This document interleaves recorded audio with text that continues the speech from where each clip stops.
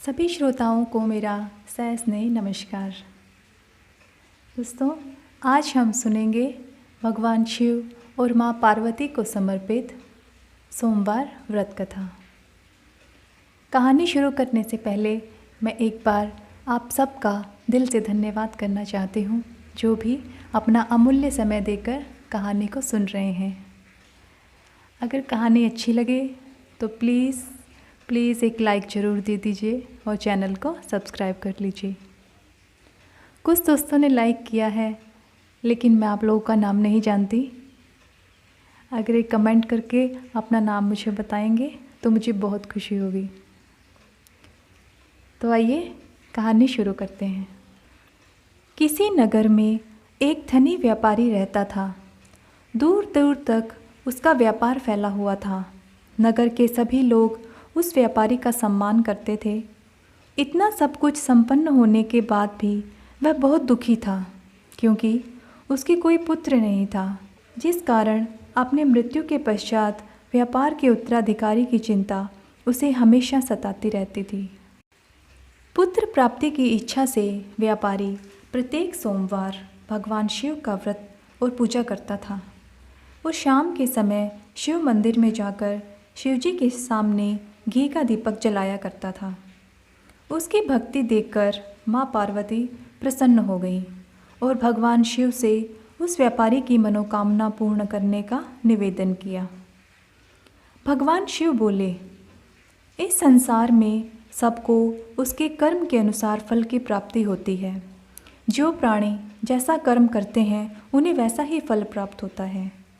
शिवजी द्वारा समझाने के बावजूद माँ पार्वती नहीं मानी और उस व्यापारी की मनोकामना पूर्ति हेतु वे शिवजी से बार बार अनुरोध करती रहीं।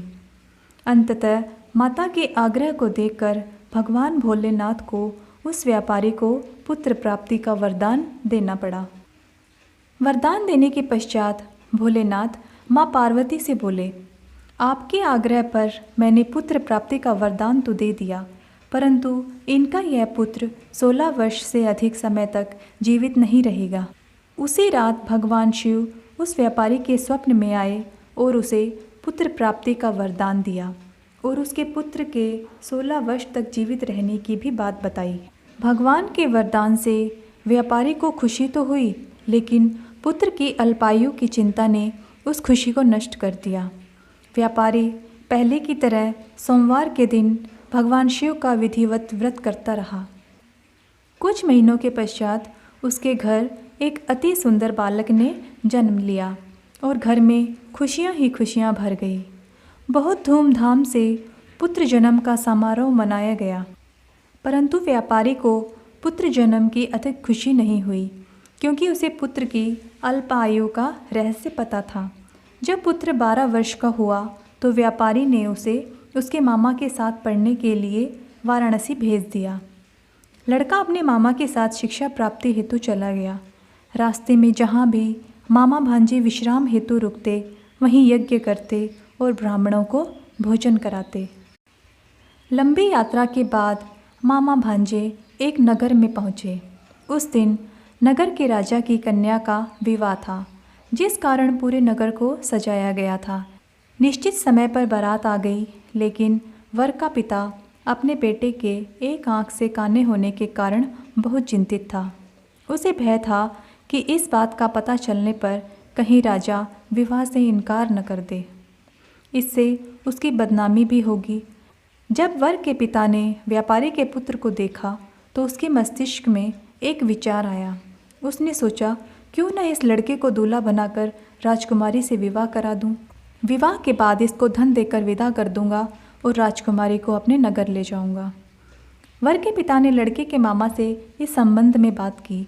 मामा ने धन मिलने के लालच में वर के पिता की बात स्वीकार कर ली। लड़के को दूल्हे का वस्त्र पहनाकर राजकुमारी से विवाह कर दिया गया। राजा ने बहुत सारा धन देकर राजकुमारी को विदा किया। शादी के बाद लड़का जब राजकुमारी के साथ लौट रहा था तो वह सच नहीं छिपा सका और उसने राजकुमारी की ओढ़नी पर लिख दिया, राजकुमारी, तुम्हारा विवाह मेरे साथ हुआ था। मैं तो वाराणसी पढ़ने के लिए जा रहा हूँ और अब तुम्हें जिस नवयुवक की पत्नी बनना पड़ेगा वह कान्हा है। जब राजकुमारी ने अपने ओढ़ने पर लिखा हुआ पढ़ा तो उसने काने लड़के के साथ जाने से इनकार कर दिया। राजा को जब यह सब बातें पता लगी तो उन्होंने राजकुमारी को महल में ही रख लिया। उधर लड़का अपने मामा के साथ वाराणसी पहुंच गया और गुरुकुल में पढ़ना शुरू कर दिया। जब उसकी आयु 16 वर्ष की हुई तो उसने यज्ञ किया। यज्ञ की समाप्ति पर ब्राह्मणों को भोजन कराया और खूब अन्न वस्त्र दान दिए। रात को वह अपने शयन कक्ष में सो गया। शिव के वरदान के अनुसार शयनावस्था में ही उसके प्राण पखेरु उड़ गए। सूर्योदय पर मामा मृत भांजे को देखकर रोने पीटने लगे। आसपास के लोग भी एकत्र होकर दुख प्रकट करने लगे। लड़के के मामा के रोने विलाप करने के स्वर समीप से गुजरते हुए भगवान शिव और माता पार्वती ने भी सुने। माता पार्वती ने भगवान से कहा, प्राणनाथ, मुझे इसके रोने के स्वर सहन नहीं हो रहे, आप इस व्यक्ति के कष्ट को दूर करें। भगवान शिव ने माँ पार्वती के साथ अदृश्य रूप में समीप जाकर देखा तो भोलेनाथ माता पार्वती से बोले, यह तो उसी व्यापारी का पुत्र है जिसे मैंने 16 वर्ष की आयु का वरदान दिया था। इसकी आयु पूरी हो गई है। माँ पार्वती ने फिर भगवान शिव से निवेदन कर उस बालक को जीवित करने का आग्रह किया।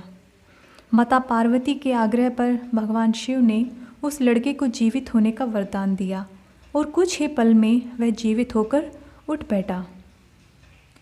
शिक्षा समाप्त करके लड़का मामा के साथ अपने नगर की ओर चल दिया। दोनों चलते हुए उसी नगर में पहुँचे जहाँ उसका विवाह हुआ था। उस नगर में भी यज्ञ का आयोजन किया। समीप से गुजरते हुए नगर के राजा ने यज्ञ का आयोजन देखा और उसने तुरंत ही उस लड़के और उसके मामा को पहचान लिया। यज्ञ के समाप्त होने पर राजा मामा और लड़के को महल में ले गया और कुछ दिन उन्हें महल में रखकर बहुत सा धन वस्त्र आदि देकर राजकुमारी के साथ विदा कर दिया। इधर भूखे प्यासे रहकर व्यापारी और उसकी पत्नी बेटे की प्रतीक्षा कर रहे थे। उन्होंने प्रतिज्ञा कर रखी थी कि यदि उन्हें अपने बेटे की मृत्यु का समाचार मिला तो दोनों अपने प्राण त्याग देंगे।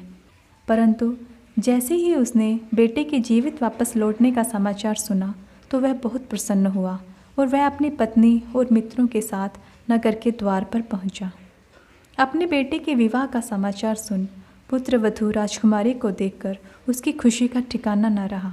उसी रात भगवान शिव ने व्यापारी के स्वप्न में आकर कहा, हे श्रेष्ठी, मैंने तेरे सोमवार के व्रत करने और व्रत कथा सुनने से प्रसन्न होकर तेरे पुत्र को लंबी आयु प्रदान की है।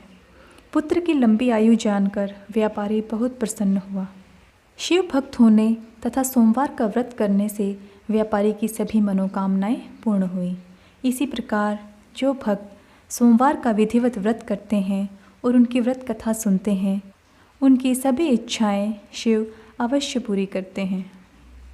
बोलिए भगवान शंकर की जय, माँ पार्वती की जय।